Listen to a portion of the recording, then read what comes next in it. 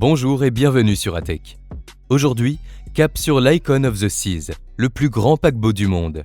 Véritable immeuble de 365 mètres de long et près de 250 000 tonneaux de jauge brute, mis en service par Royal Caribbean en 2024. Derrière ces 7 piscines, son parc central et son parc aquatique record, se cache une machine technologique extrême. 6 moteurs multicarburants fonctionnant au GNL, plus de 60 MW de propulsion électrique, une œuvre cinétique pilotée par données en temps réel et des systèmes d'optimisation énergétique dignes d'une Smart City. Comment cette ville de près de 8000 personnes flotte, se propulse et s'auto-alimente au milieu de la mer des Caraïbes? Nous allons décrypter l'exploit de l'ingénierie navale qui a permis de faire de ce gigantisme une plateforme de haute technologie et un laboratoire de décarbonation partielle. Plongez dans les entrailles d'acier de l'icône des mers. Techniquement, Icon of the Seas est un monstre d'ingénierie marine. Construite par Meyer Turku en Finlande, elle mesure environ 365 mètres de long pour 65 mètres de large, avec une jauge de 248 655 gigatonnes et 20 ponts, dépassant en volume 5 fois le Titanic et même la hauteur de la Tour Eiffel posée sur la tranche. Son architecture repose sur un gigantesque corps en acier haute résistance et une coque en forme de U, exceptionnellement large et stable, conçue pour supporter non pas une simple charge, mais une véritable ville verticale, avec des charges statiques et dynamiques extrêmes, parc aquatique, piscine géante, structure de verre. Cette forme augmente considérablement le volume d'air embarqué et la flottabilité, tout en offrant plus d'espace pour les équipements et les 2800 cabines. L'ingénierie structurelle a dû relever un défi majeur: loger une mégastructure en verre et acier, l'Aquadome, à l'avant, en très haute superstructure. Sa masse et son positionnement ont imposé des simulations hydrodynamiques complexes pour garantir que le centre de gravité reste dans les marges de sécurité extrêmes, essentielles pour la stabilité en haute mer.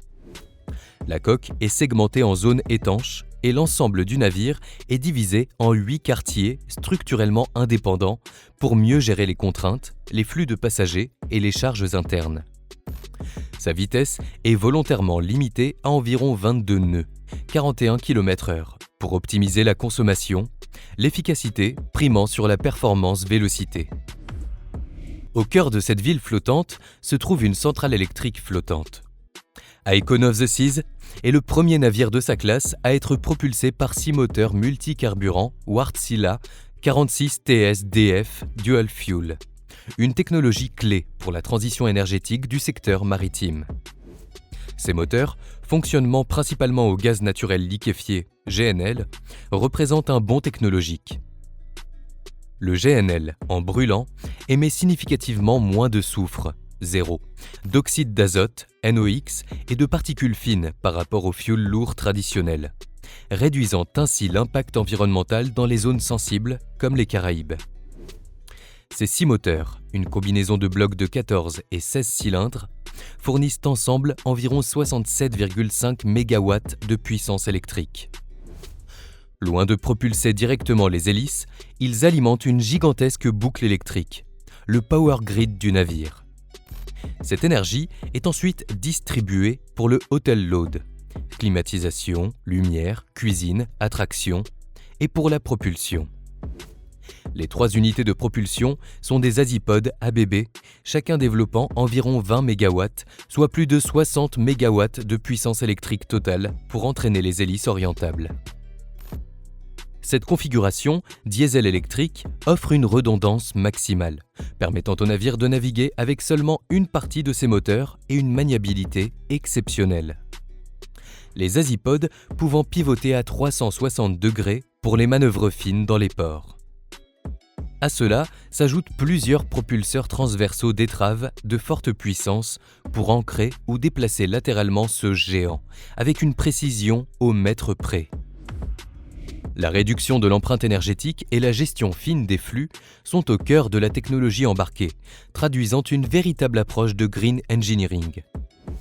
La coque est équipée d'un système actif de lubrification d'air, Air Lubrification System, ALS, notamment celui fourni par Silverstream. Ce système ingénieux injecte des millions de microbules le long de la carène, créant un tapis d'air qui minimise le contact et la friction entre la coque et l'eau.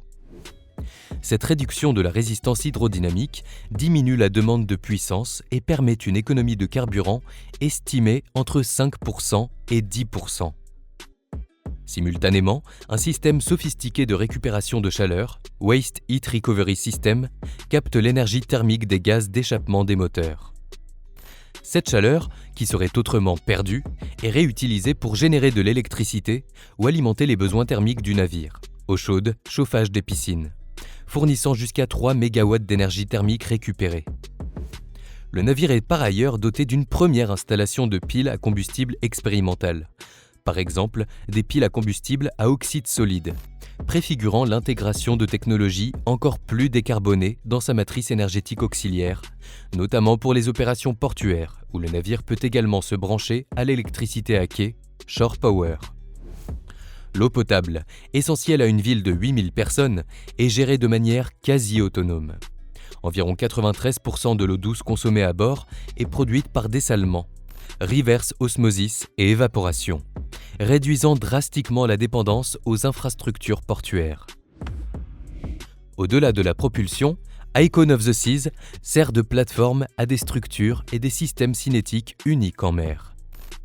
L'Aquadome, la verrière géante en acier, verre et aluminium située à l'avant, est une prouesse de construction navale. Assemblée à partir de multiples modules préfabriqués d'une masse considérable, la section de toit pesait plus de 400 tonnes, elle coiffe un théâtre aquatique.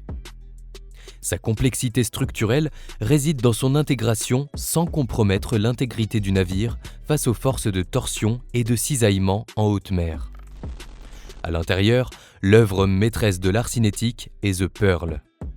Cette sphère monumentale, s'élevant sur 6 étages, est la plus grande structure cinétique jamais installée sur un navire. Elle est composée de près de 4000 tuiles triangulaires en aluminium suspendues. Chaque tuile est pilotée par un actionneur linéaire individuel et intégrée à un système informatique centralisé. Leur mouvement est algorithmique, créant des vagues et des motifs visuels perpétuels qui reflètent parfois les données en temps réel, comme le vent, les marées ou l'état de la mer dans les Caraïbes, traduisant les conditions environnementales extérieures en une chorégraphie visuelle et sonore au cœur de la promenade centrale. Cette fusion entre architecture, robotique et données est l'une des signatures technologiques du navire. Voilà ce qui conclut ce décryptage. Merci d'avoir suivi jusqu'au bout. Si la vidéo vous a plu, n'hésitez pas à laisser un like et à nous dire en commentaire votre avis sur cette situation. De nouveaux épisodes arrivent bientôt, alors n'oubliez pas de vous abonner à la chaîne et à activer la cloche pour ne rien manquer. À très bientôt.